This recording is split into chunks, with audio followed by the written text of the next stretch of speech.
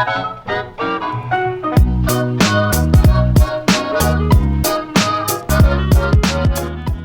is going on there, everyone? It's Nero again. Here for you, some Call of Duty Black Ops 2, playing some Domination this time on the map raid using the MP7. We got Fast Mag and we have Silencer on here. Playing with subscribers using Killstreaks, some Kill Hori Killstreaks. That's what we're going to be talking about for this video, is Kill Hori Killstreaks. And we actually have a close match on our hands. We do. So there's a video came out a while back. xcal did one, Wings Redemption did one. I'm sure a lot of other people did, but those are the two ones I'm aware of. About the topic about high kill streaks in Call of Duty. Are they actually useful? Or are they solely there for YouTube, essentially, just to impress your friends? You know, even if you're not on YouTube, you run these high kill streaks just to impress your friends with a high score, or to be able to impress your subscribers with a high scoring video. What is the purpose for high kill streaks in Call of Duty? So you look at my kill streak stuff. You know, we got Orbital VSAT, Lodestar, and Attack Dogs. Most people look at that and like, okay, he's doing this for YouTube. You know, he's doing this to get this high score. You just get these high scoring games you'll post up to YouTube and have fun. What people don't realize, and how did I not see that guy? What people don't realize about killstreak setups like this, in Black Ops 2, it's a real crapshoot whether or not these kill streaks are going to get you anything. To be honest, they can shoot your Lodestar down right away. Your Attack Dogs, I've had Attack Dogs in ground war even that get 2 kills. You know, you never know what's going to happen. But I think the point to get across is, my opinion towards killstreaks, is that killstreaks are actually useful tools, not just for YouTube, but to actually winning games. Now, the big topic was, you know, kill streaks are essentially useless if you can't get them, which is true, which is definitely true. How many times have you found yourself dying to some guy hiding in the back of his spawn? Like, what was that guy doing? I mean, I realized he could have been trying to defend the B flag, but, you know, what was he doing?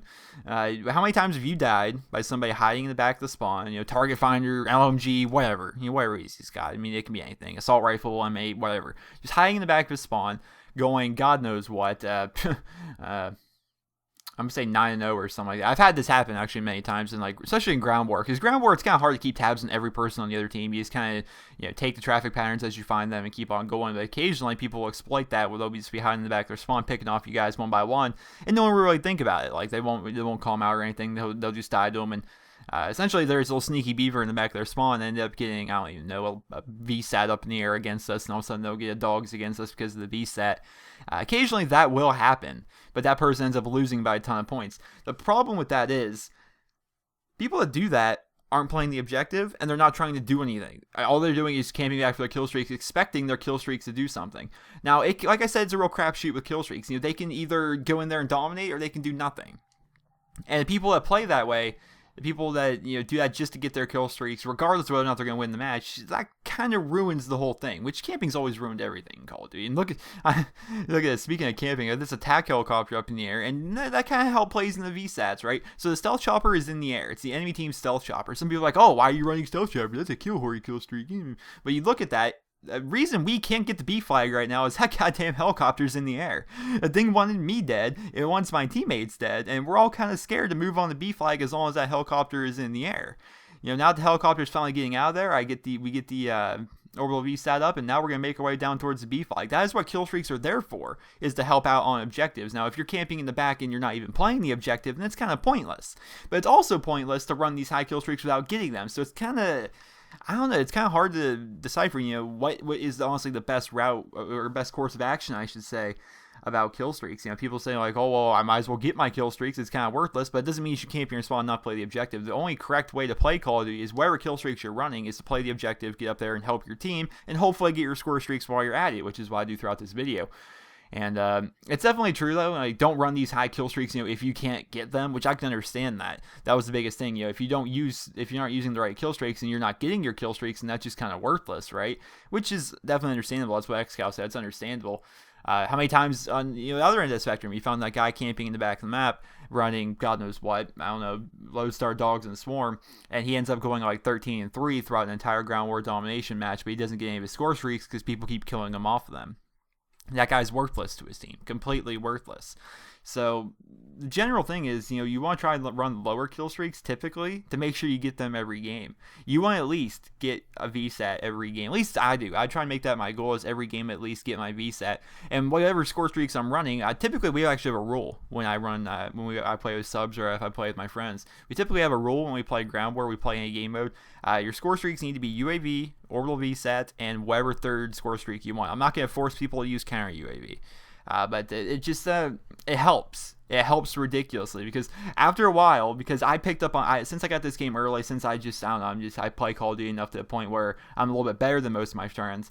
I got tired of that learning curve where everybody was having difficulty. Like, everybody was like running these like high score streaks and not getting them. Meanwhile, I'm sitting here calling in UAV, countering UAVs and VSATs the whole game, and I was just having so much difficulty. This is when the game first came out, mind you. And I'm like, guys, please start helping me here, because like if I didn't get a UAV up in the air, we were losing. Like, we were just getting thrown back. If I didn't get us a VSAT that game, like, we were losing. We were doing bad because everyone's running like, God knows what, like Swarm Dogs and Lodestar or whatever.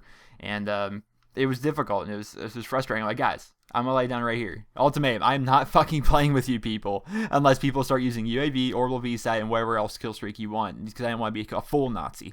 And at first they were like, "Wow, what a faggot," and then they realized I was right. When you play this, and by the way, notice how it's kind of like a close game, and my Lodestar gets up here. And Lodestar is the reason we get the B flag, and so that should be noticed. I'm gonna talk about that here in a minute. But at first they're like, "Wow, you're a faggot," while being okay, like kind of forcing people to use certain score streaks and whatnot. And like, you'll thank me later. And they did, all of them did, because UAV orbital VSAT helps out the team so much. And if everybody's using UAV and orbital VSAT, it's ridiculous. And whatever third score streak you want, if you're a lower caliber player, you might throw in a Hunter Killer or maybe a Lightning Striker. Me, I like to use sometimes Sentry Gun, or sometimes I'll throw in the Lodestar, or maybe a Hellstorm Missile, or whatever it is, what you use for your third kill streak. It's good to have some lethal air support up in there, not just UAVs and VSATs, so it's definitely good to have some lethal air support around. And that's why I implemented that rule, and it works out rather well. As you guys can tell, it's kind of gone downhill right now. That's what I wanted to talk about earlier, is that the other team was actually competent. They were pushing us back. They were taking the flags. I think we were up by 17 at halftime, which is not normal when you're playing with a full party in ground war. Like, they were giving it to us. And I was worried about us getting that B flag. But the reason we got that 17-point lead in the first place is because my attack dogs held out the round. And the reason we got the B flag right away is because my Lodestar came in and took all the enemies off around the B flag. And whatever ones that were making their way towards the B flag, they stopped what they were doing. They went back inside because they were afraid of the Lodestar. The point I'm trying to make is that score streaks, they are helpful. They definitely are helpful. It just, you gotta think about what score streaks you're using. It just comes down to your basic selection. What score streaks will you be using? Because they can be a giant crutch, or they can be very, very helpful. Some people will play the game only to get these high skill, just to get these high score streaks. I keep trying to call them kill streaks. Just trying to get these high score streaks, and like, oh, if I don't do this, my team's gonna lose if I don't get us a swarm. Swarms, honestly, I'm torn. See, at one point, I'm like, why are you even going for a swarm? That's not going to help, because some people make the case that if you're getting a swarm, you don't need that swarm to win. You're already dominating the other team, which is understandable. But our attack dogs, they're like 100 points less than the swarm, and I got those, and those were the reason we actually won the first half of this match. So maybe they are a useful kill streak. Maybe every kill streak is a useful kill streak. Honestly, I think they are. Is that every score streak and every kill streak kind of serves a purpose within the game at one point or another. Maybe except for the Dragonfire. That thing's kind of stupid. that thing doesn't kill very fast. It dies very fast. It's clunky, and you have to control it. And it's fun to use, but at the same time, it's kind of worthless. So I guess that's my two thoughts for this video. The gameplay is going to be wrapping up rather soon, about a minute and a half. As you can see, we're just up by 61 points, and we're just kind of running through them at this point. But the point of the video was, the first half was a close match. We might have lost the first half if I didn't get those attack dogs in. The attack dogs allowed us to get that 17-point lead to hold on to the B flag a little bit longer. And then when the next round started, when they were going for B, my Lodestar is the reason we got it. I mean, obviously my teammates had to get on there and capture. I mean, they just basically they were chunks of meat just being thrown on the flag. They didn't have a shooter do anything. It was my Lodestar that did it. And that's the point of this video, is score streaks actually help. They're not just YouTube kill streaks. You see people running these high score streaks like, oh, wow, play the objective. Oh, wow, how come you're doing this? I'm like, well, in a way, he is playing the objective, because these score streaks are helping his team out one way or another. I think the biggest thing to think about when you're choosing your score streaks is people need to realize what kind of caliber player they are. I've played with so many people that, let's be honest, they were, average or worse, and they're running these super high score streaks and they're not getting them. You need to run score streaks that you can get every game until the point where you can get consistently these high score streaks every game.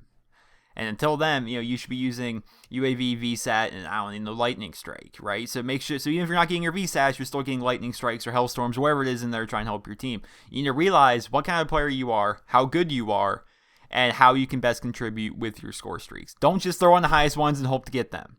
Because if you're not a player that can get them, you're not going to get them. And that's the whole point. So I hope you guys all enjoyed the video. Let me know your thoughts in the comment section below. Please rate the video. And I hope you guys all have a wonderful day.